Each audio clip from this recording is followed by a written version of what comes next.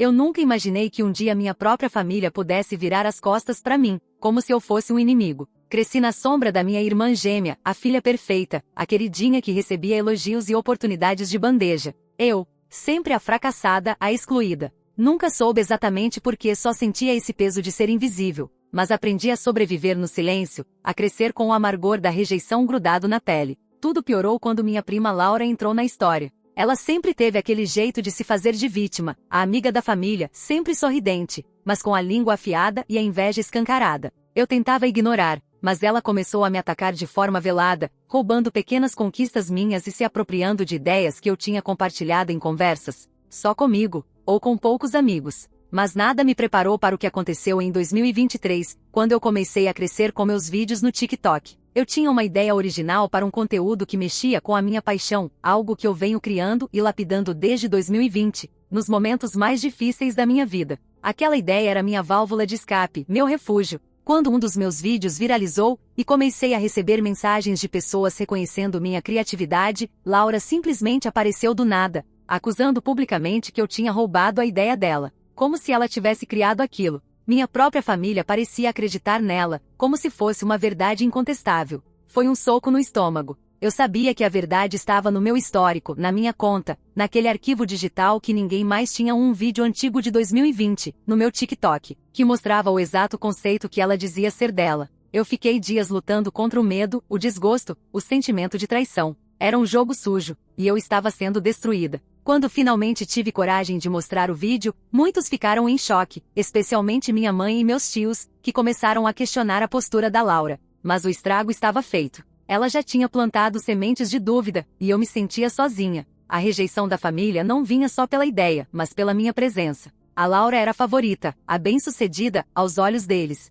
O ápice dessa guerra veio numa festa de família. Laura tentou me sabotar ao vivo, fazendo comentários maldosos, insinuando que eu era uma mentirosa, uma fraude. Eu senti o chão desabar. Eu tentei manter a calma, mas por dentro era um furacão. No meio do evento, numa tentativa desesperada de me proteger, fui empurrada por ela e caí de uma escada, quase me machuquei gravemente. Foi um momento que me deixou atordoada física e emocionalmente. Parecia que ela queria acabar comigo. Mas o que ela não sabia é que aquele tombo, aquela dor, foi a fagulha que me incendiou por dentro. Porque eu decidi que não seria mais a vítima invisível. Resolvi lutar, não só para provar a verdade, mas para me reconstruir. A dor da rejeição, da tentativa de sabotagem, virou combustível. Hoje, olhando para trás, eu sei que o caminho não será fácil. Tenho que enfrentar fantasmas familiares, reconstruir minha autoestima e mostrar para todo mundo, inclusive para mim mesma, que sou muito mais do que eles quiseram que eu fosse. Depois daquele tombo, eu fiquei internada por alguns dias. Não foi só o corpo que ficou machucado, minha alma estava despedaçada. Lembro de deitar na cama do hospital, sentindo a dor latejando na minha perna, enquanto minha mente não parava de rodar. Como foi que eu deixei isso acontecer? Como podia ser que minha própria família preferisse acreditar na mentira da Laura, aquela prima venenosa, do que na minha palavra? Meus pais visitaram, claro, mas foi um silêncio pesado que dominava o quarto. Minha mãe mal olhava para mim, como se eu fosse um fardo. Minha irmã gêmea, que até então eu tinha uma relação de competição velada, parecia distante, indiferente, como se o que eu passava fosse invisível para ela. Naquele momento, tudo dentro de mim gritava por alguma forma de justiça, por um reconhecimento que não vinha. Quando voltei para casa, o ambiente continuava tóxico. A Laura não perdeu tempo. Ela espalhou pela família e amigos uma versão distorcida do que aconteceu. Para ela, eu era a vítima, mas ao mesmo tempo, a culpada. Falaram que eu tinha inventado a história do vídeo, que estava manipulando tudo para parecer a boa da história. Eu sentia o peso do olhar desconfiado em cada canto, em cada reunião familiar. O pior foi perceber que minha irmã gêmea não me defendia. Por anos dividíamos tudo, escola, amigos, até festas de aniversário. Mas naquela crise, ela escolheu o lado da família, daquele lado que me rejeitava. Foi como se eu tivesse deixado de existir para ela. A rejeição dela doeu mais do que as acusações da Laura, mais do que qualquer sabotagem. Eu me afundei numa depressão profunda. Ficava horas navegando no TikTok, vendo os vídeos antigos, relembrando os momentos em que tinha esperança. Foi aí que comecei a perceber algo. As pessoas que tinham acompanhado minha trajetória, que tinham me seguido por meses, começaram a me enviar mensagens de apoio. Pessoas desconhecidas que acreditavam em mim, que reconheceram minha luta. Foi o começo da minha reconstrução. Comecei a responder cada mensagem, a criar mais conteúdo, a mostrar o meu lado real, vulnerável, longe da imagem perfeita que a família queria para mim. No meio dessa batalha interna, tive um insight: se eu queria ser ouvida, precisava ser a protagonista da minha própria história. Criei um vídeo contando, sem rodeios, tudo o que aconteceu: a acusação da Laura, a viralização do meu conteúdo, o acidente, a rejeição da minha irmã. A resposta foi imediata. O vídeo viralizou mais que os anteriores. Pessoas começaram a compartilhar suas próprias histórias de rejeição, de luta contra a injustiça familiar. Eu não estava sozinha. Mas, claro, nem tudo foram flores. A Laura se enfureceu. Começou uma campanha agressiva contra mim, criando perfis falsos para me difamar, falando mal nos comentários, tentando apagar minha reputação. Eu recebia mensagens ofensivas, ameaças. A ansiedade apertava meu peito, e às vezes eu chorava, sozinha no quarto, tentando segurar a cabeça para não pirar. Foi quando a minha melhor amiga, a única que sempre acreditou em mim, me colocou um espelho na cara. Você está se afogando na dor, mas precisa usar essa energia para virar o jogo. Você é mais forte do que imagina. E ela estava certa. Eu não podia deixar que essa história me destruísse. Comecei a buscar ajuda profissional, terapia, coaching, grupos de apoio online. Aos poucos, fui resgatando minha autoestima, me fortalecendo emocionalmente. Também comecei a documentar esse processo, mostrando a minha evolução e incentivando outras pessoas a não desistirem, mesmo quando a família vira as costas. Nesse período, algo inesperado aconteceu. Um dos meus vídeos antigos, aquele de 2020 que provava que a ideia era minha, viralizou novamente. Mas dessa vez em uma página gigante que tinha milhões de seguidores. As pessoas começaram a compartilhar, comentar, dizendo que finalmente a verdade estava vindo à tona. Minha família, que antes fingia que nada tinha acontecido, não teve como escapar. A minha mãe, aquela que evitava olhar nos meus olhos, foi confrontada por outras pessoas, pelos próprios tios, que começaram a questionar as atitudes da Laura. Foi um terremoto silencioso dentro daquela família que parecia tão unida na rejeição. Mas apesar desse pequeno avanço, ainda havia uma grande barreira: minha irmã gêmea. Ela continuava distante, como se aquele fosso entre nós fosse intransponível. A rejeição dela doeu fundo, e a sensação de abandono foi cruel. Até que numa noite, recebi uma mensagem inesperada dela. Não era uma declaração de perdão, nem um pedido de desculpas. Foi só um preciso conversar, podemos nos ver? Meu coração disparou, misturando esperança, medo e incerteza. Será que a minha irmã finalmente queria se reaproximar? Ou seria apenas mais uma armadilha da Laura, manipulando as situações para me manter enfraquecida? Eu não sabia. Tudo que eu tinha eram as cicatrizes do passado e a vontade de acreditar que a redenção ainda era possível. Naquela noite, eu fiquei acordada pensando no que dizer, em como me proteger, em como não me deixar enganar de novo. A verdade é que eu precisava saber o que estava por trás daquela mensagem.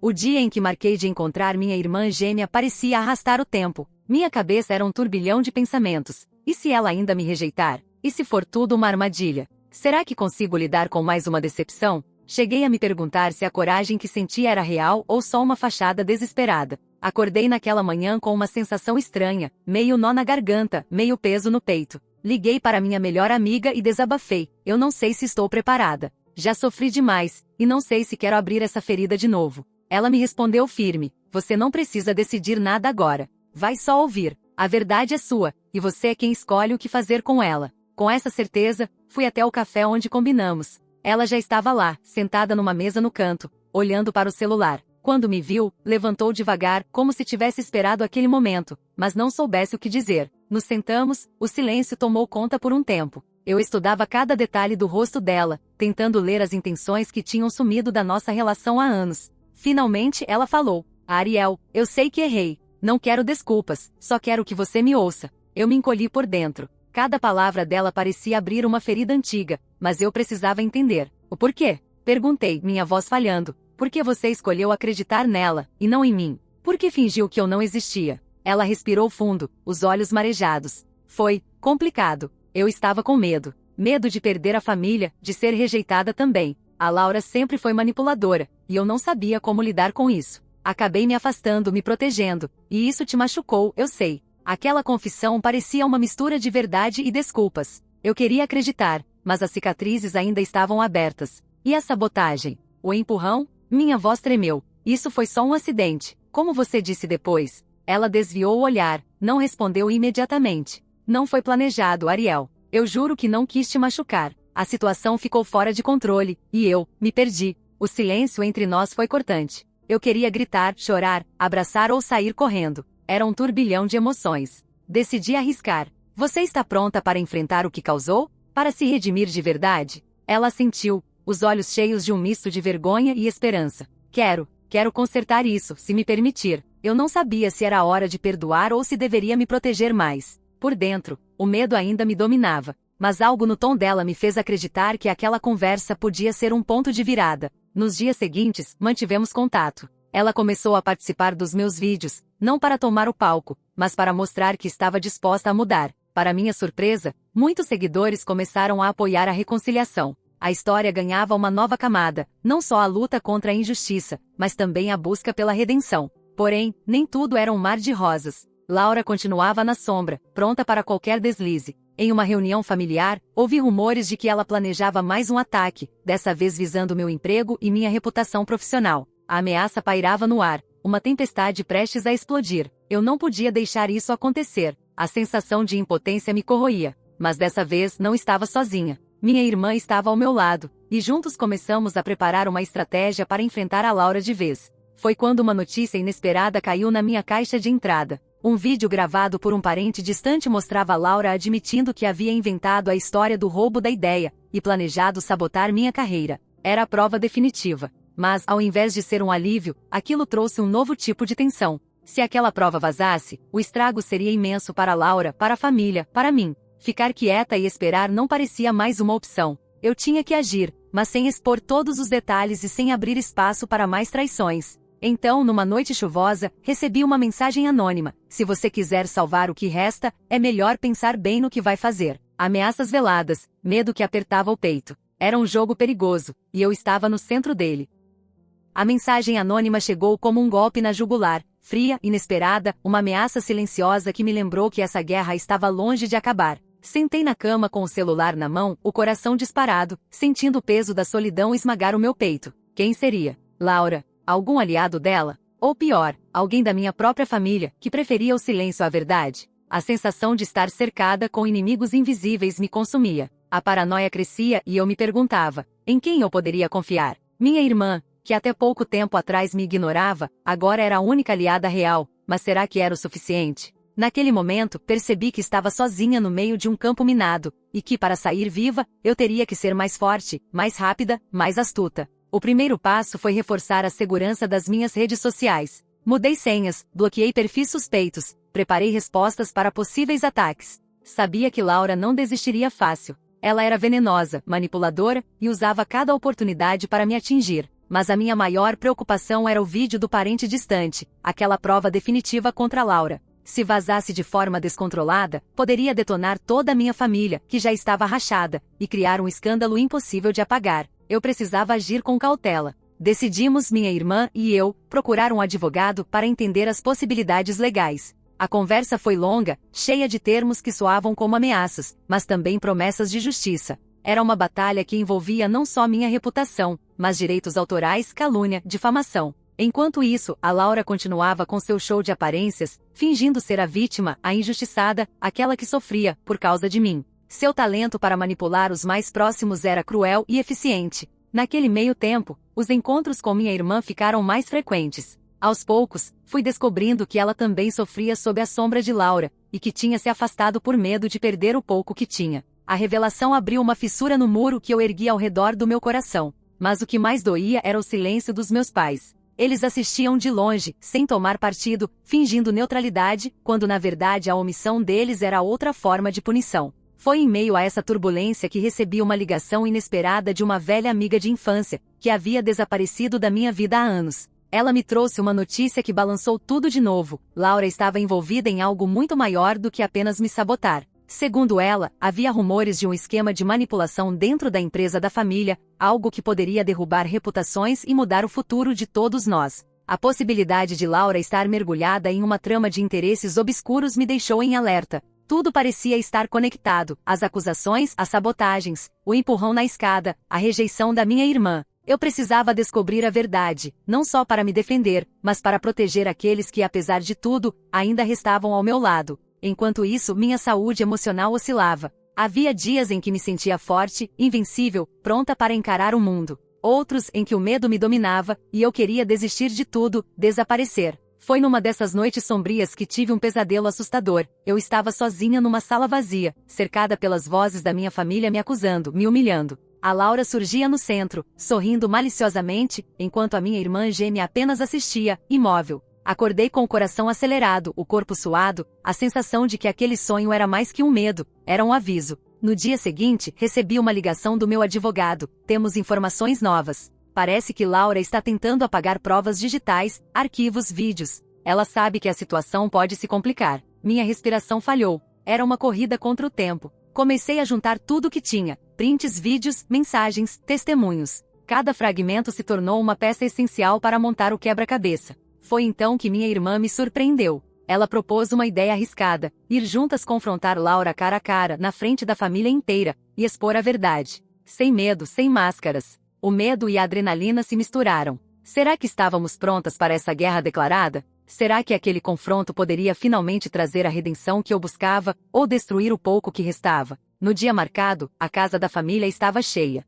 Senti os olhares pesados, a tensão no ar. Laura chegou com seu sorriso falso, pronta para atacar. Começamos a expor as provas, um por um. O vídeo antigo, os prints, a mensagem anônima, tudo desmontando as mentiras. A cada detalhe revelado, o rosto de Laura mudava. A arrogância dava lugar ao desespero. Mas a verdade tem um preço. Quando pensei que finalmente havia vencido, alguém da família, uma figura inesperada, que até então mantinha-se em silêncio, levantou a voz e soltou uma bomba que ninguém estava preparado para ouvir. Essa revelação colocou tudo em jogo. E no instante em que aquela palavra foi pronunciada, o chão parecia se abrir sob os nossos pés. Eu precisava decidir, seguir em frente, mesmo sabendo que podia perder tudo, ou recuar e me esconder para sempre daquela família que me rejeitou.